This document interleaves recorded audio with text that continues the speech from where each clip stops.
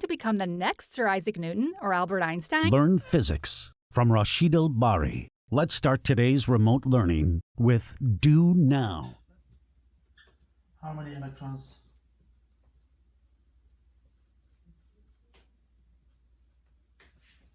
Negative 70 microcoulomb. How can you do that? Pause the video, do it your own. Now pause the video and try your own. Microcoulomb times. I have to have a microcoulomb downstairs, right? I have to have microcoulomb over here. So microcoulomb cancel.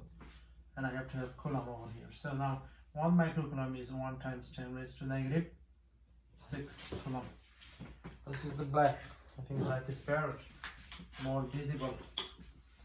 Now I have to have electrons because I want to find how many electrons. So I must have electrons on the top. I have to cancel coulomb. So coulomb must be on the bottom. So 1 electron is 1.6 times 10 raised to negative 19 coulomb. Alright, now what can we do? Microcoulomb cancel, coulomb cancel. Negative 70 times divide by 1.6 times 10 raised to negative 6 plus 19. 43.75 times 10 raised to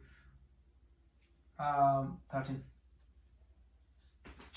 Electron, that many electron. Now we can change it to the scientific notation. So 4.375 times 10 raised to 14 electron, and this is the final answer. I'm going to give you 3 charges. So let's make it negative, let's make it positive, and let's make it negative. Okay, so the distance between this to this, let's say negative 0.3 meter, and distance between this, let's say 0.2 meter. Okay, now let's say call it Q1, let's call it Q2, and let's call it Q3. What else I need to give you in order to solve this problem? I have to give you the charges. Now let's give you the charges.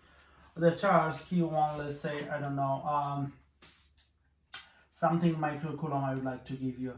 Let's say negative 3 microcoulomb. And let's call it positive 5 microcoulomb. And let's call it negative 4 microcoulomb. Okay. All right, now what we need to find? We need to find the force on Q3. Find force on Q3 due to Q1 and Q2. So we have to find the force on Q3 due to Q1 and Q2, and let's do it. F3, 1. So let's do 3 and 1 first.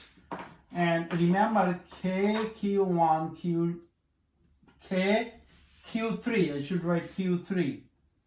And then Q1 over R squared. So K is 9 times 10 raised to 9 Newton meter squared over Coulomb squared times Q3. We have Q3 negative 4 times 10 raised to negative 6. We have Q1 negative 3 times 10 raised to negative 6 divided by 0.2 plus 0.3. So 0.5 squared. Now what do you get?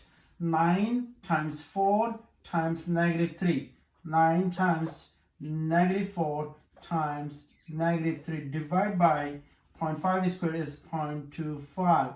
So this times 10 raised to 9 minus 6 minus 6. 10 raised to 9 minus 6 Newton. So that's 0.43 Newton. Okay? But check my math. Double check my math at home by calculator. So now I'm going to do the blue. I'm going to use the blue to do the Q3 and Q2. So F32, what 3? 3 means this 3. I'm going to make it blue. What is 2? 2 means this 2. I'm going to make it blue. So just to make sure you understand. Is equal to K Q3 Q2 over R squared. K is 9 times 10 raised to 9 Newton meter squared over Coulomb squared times Q3 is negative 4 times 10 raised to negative 6.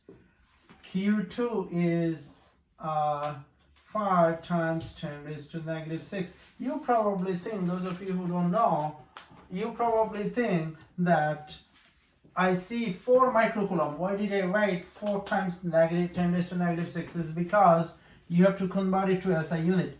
So negative 4 times 10 raised to negative 6 microcoulomb. Okay? And this is 5 times 10 raised to negative 6 coulomb. And this one is negative 3 times 10 raised to negative 6 coulomb. Okay? Alright. So divide by, now the distance between this one and this one is 0.2 squared. Now times 5 divide by 0.4 times 10 raised to negative 3 Newton. 5 Newton. Now, so we have F31 and F32. So F31 plus F32 is equal to, F31 is 0.43 minus F32 is 0.45, 4.5. So it's approximately 4.1, negative 4.1 Newton. Now, how much force is acting on Q3? So this is Q3. I'm going to draw Q3 right here. Q3. I'm going to draw a blue line and I'm going to draw a green line. I want you to pause the video and write the magnitude of the blue line and write the magnitude of green line. Okay, now let's try together. The magnitude of the blue line must be, the blue line represent what? The blue line is a small one, okay? So the small is represent a small number. Why it does represent a small number is because this is F31. Why is F31? Because this is negative and this is negative. Negative repel negative. So this is, the blue one is repulsive. So then how much it is? 0.43 Newton. Okay, so there is a 0.43 repulsive force between Q3 and Q1. So write it by hand. There is 0.43 repulsive force between Q3 and Q1, just for your own understanding. Now what is the green one?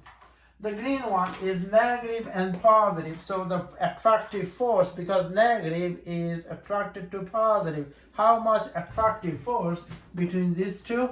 We already found that 4.5. There is a negative. There is a negative sign. I forgot because this is negative. So negative.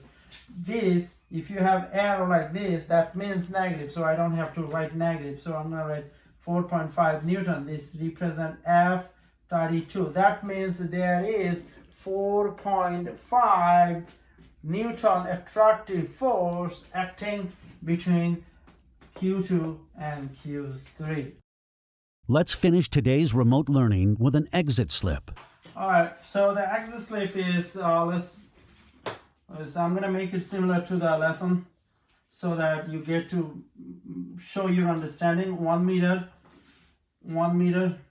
that means Q1, Q2 and Q3, they are 1 meter away from each other. So let's give it charge. So let's say Q1 is 200 microcoulomb, this is 100 microcoulomb, and this is also negative 100 microcoulomb. Why not? Now what I want to give you is F31. So this is 3 and this is 1, so F31.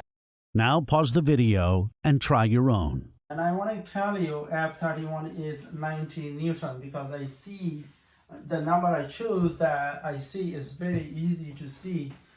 F31. What I want you to find is F32. That's it. What is F32? Okay, that's you're gonna find.